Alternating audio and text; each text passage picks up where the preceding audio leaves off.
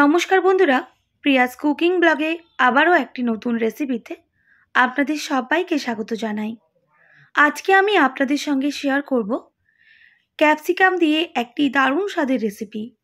ঘরে যখন সবজি বা কিছুই থাকে না, একবার এইভাবে ক্যাপসিকাম দিয়ে বানিয়ে দেখুন, খেতে হয় দুর্দান্ত। বন্ধুরা, আমি এখানে দুটো বড় সাইজের ক্যাপসিকাম নিয়েছি, আর ক্যাপসিকামগুলো আমি জল দিয়ে পরিষ্কার করে ধুয়ে নিয়েছি। এরপর এরকম ছোট ছোট করে ক্যাপসিকামগুলোকে কেটে নিতে হবে, যাতে খুব সহজেই রেসিপিটা হয়ে যায় আর তাড়াতাড়ি ক্যাপসিকামগুলো সুসেদ্ধ হয়ে যায়।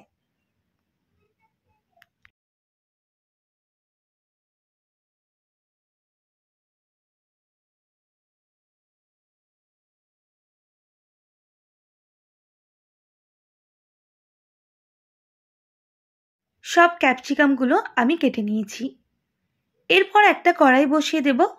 কড়াই দিয়ে দেবো 1/2 টেবিল চামচ সর্ষের তেল। তেলটা ভালোভাবে গরম হয়ে গেলে দিয়ে দিতে হবে বেশ অনেকটাই পরিমাপ চিনেবাদাম আর 7 থেকে 8টা কাজু। কাজু আর চিনেবাদাম খুব ভালো করে ভেজে নিয়েছি। এবার দিয়ে দিচ্ছি 6 থেকে 7টা রসুনের কোয়া আর 1 ইঞ্চি মতো আদা। সব কিছুই খুব ভালোভাবে ভেজে নিতে হবে।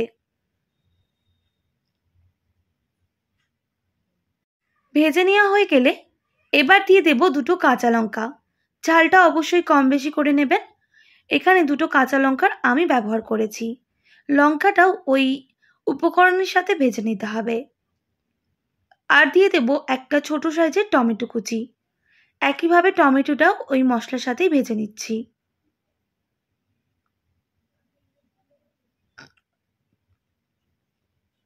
গোটা মশলাগুলো খুব ভালো করে ভেজে নিয়েছি। এবার নামিয়ে ঠান্ডা করে নিতে হবে। আর বেশ কিছুটা তেল রয়ে গেছিল, ওর মধ্যেই ক্যাপসিকামগুলো কিন্তু ভেজে নেব।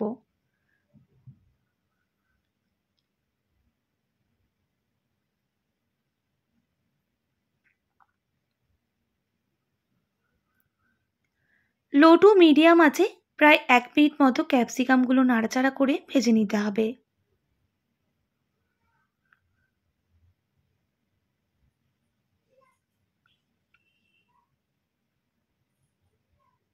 প্রায় 1 থেকে 1.5 মিনিট খুব ভালো করে ক্যাপসিকামগুলো ভেজে নিয়েছি। বন্ধুরা, ক্যাপসিকামের যে একটা কাঁচা গন্ধ থাকে সেটা কিন্তু চলে যাবে, তাই অবশ্যই ক্যাপসিকামটা ভেজেই রান্না করতে হবে।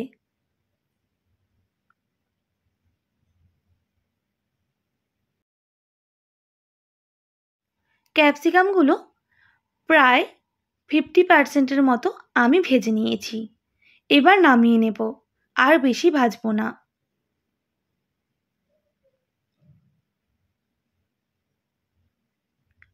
এরপর আমি একটা মিক্সিং জার নিয়ে নেব, আর যে মশলাগুলো ভেজে রেখেছিলাম সেগুলো কিন্তু ঠান্ডা হয়ে গেছে। এর একটা পেস্ট করে নেব। বন্ধুরা, একেবারেই মিহি পেস্ট আমি করব না। দেখুন, পেস্টটা ঠিক এই রকম হবে।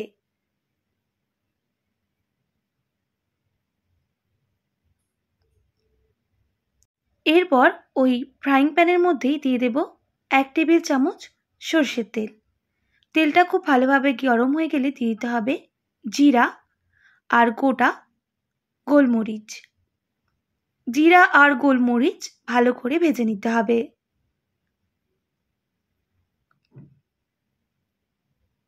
জিরা আর গোলমরিচ ভাজা হয়ে গেলে দিয়ে দিতে হবে একটা বড় সাইজের পেঁয়াজ কুচি। এবার পেঁয়াজটাকে গোল্ডেন ব্রাউন কালার হওয়া পর্যন্ত ভেজে নিতে হবে।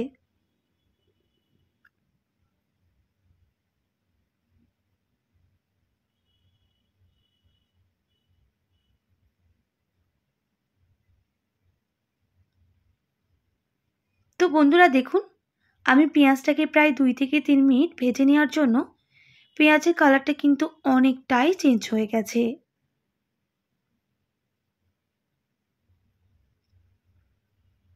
এবার দিয়ে দেব সেই বেটে রাখা মশলা। মশলাটা পেঁয়াজের সাথে ভেজে নিতে হবে।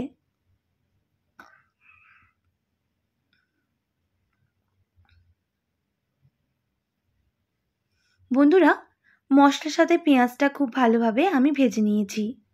এবার দিয়ে দেব বাটি ধোয়া জল সামান্য পরিমাপ, যাতে আরও ভালোভাবে মশলাটা কষানো হয়।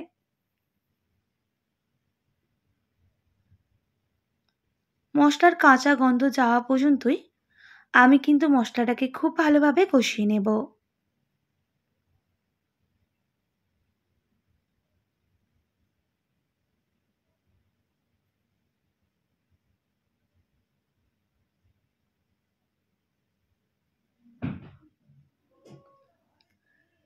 বেশ কিছুক্ষণ মশলাটা কষিয়ে নিয়েছি।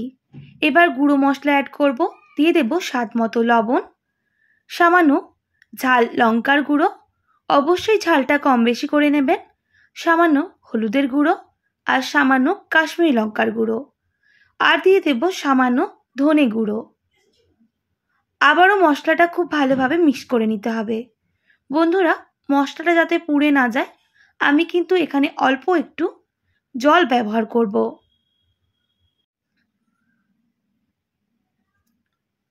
আবারও মিক্স করে নিতে হবে আর বেশ কিছুক্ষণ মশলাটাকে খুব ভালোভাবে কষিয়ে নিতে হবে, যতক্ষণ না মশলার কাঁচা গন্ধটা চলে যাচ্ছে।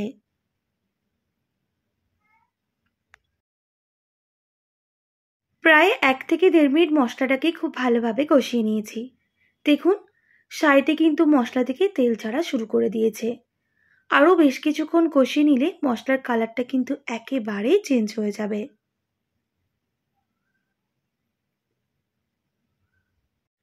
বেশ কিছুক্ষণ মশলাটা কষিয়ে নিয়েছি আর মশলার সাইডে দেখুন একেবারে তেল ছাড়া শুরু করে দিয়েছে। এবার ভেজে রাখা ক্যাপসিকামগুলো অ্যাড করে দিতে হবে আর মশলার সাথে খুব ভালোভাবে মিক্স করে নিতে হবে।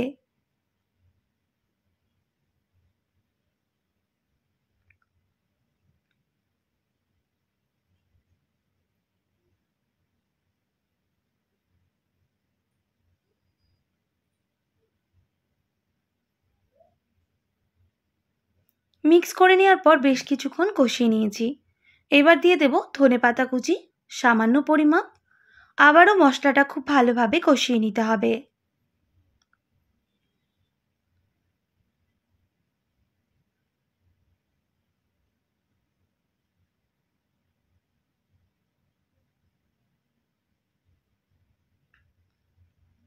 বন্ধুরা, প্রায় 1 থেকে 1.5 মিনিট ভালোভাবে আমি ক্যাপসিকামের সাথে মশলাটা আর ধনেপাতা কুচি মিক্স করে নিয়েছি। এবার অল্প একটু জল দিয়ে আবারও ভালোভাবে মিক্স করে নিচ্ছি, যেহেতু ক্যাপসিকামটা 50% মতো আমাদের সেদ্ধ, আরও 50% মতো সুসেদ্ধ হওয়ার জন্য। এবার আমি একটা ঢাকনা দিয়ে ঢেকে দিচ্ছি প্রায় 2 থেকে 3 মিনিট, গ্যাসের ফ্লেমটা লো টু মিডিয়ামে করে। প্রায় 2 থেকে 3 মিনিট পর ঢাকনাটা সরিয়ে নিলাম। দেখুন কতটা সুন্দর হয়েছে। আবারও আমি গ্যাসের ফ্লেমটা হাই করে বেশ কিছুক্ষণ নাড়াচাড়া করে নেব।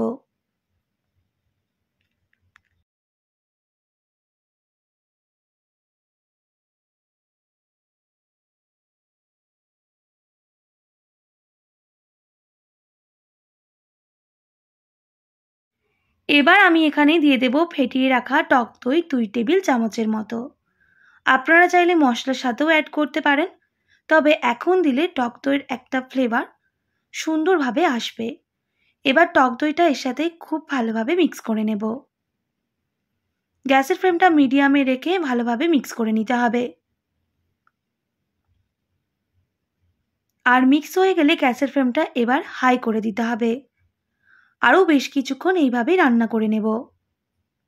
বন্ধুরা, দেখতে কতটা সুন্দর হয়েছে দেখেই বুঝতে পারছেন।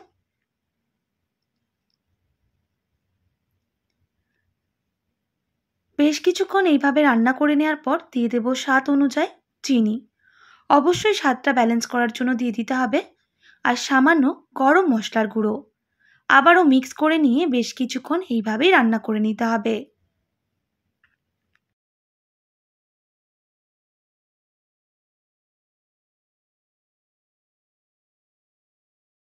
বেশ কিছুক্ষণ রান্না করে নিয়েছি আর গ্রেভিটাও কিন্তু অনেকটাই কমে এসেছে আর ক্যাপসিকামগুলো খুব ভালোভাবে সুসেদ্ধ হয়ে গেছে। রেসিপিটা কিন্তু আমাদের রেডি হয়ে গেছে। এবার গ্যাসের ফ্লেমটা অফ করে নামিয়ে নিতে হবে। গরম ভাত কিংবা রুটি, পরোটা, লুচি সবের সাথেই কিন্তু দুর্দান্ত লাগে। এবার আমি একটা পাত্রের মধ্যে নামিয়ে নিচ্ছি। বন্ধুরা, বাড়িতে যদি সবজি বা কোনো কিছুই না থাকে, একবার এই ক্যাপসিকামের রেসিপিটা বানিয়ে দেখুন, খেতে অসম্ভব টেস্টি হয়।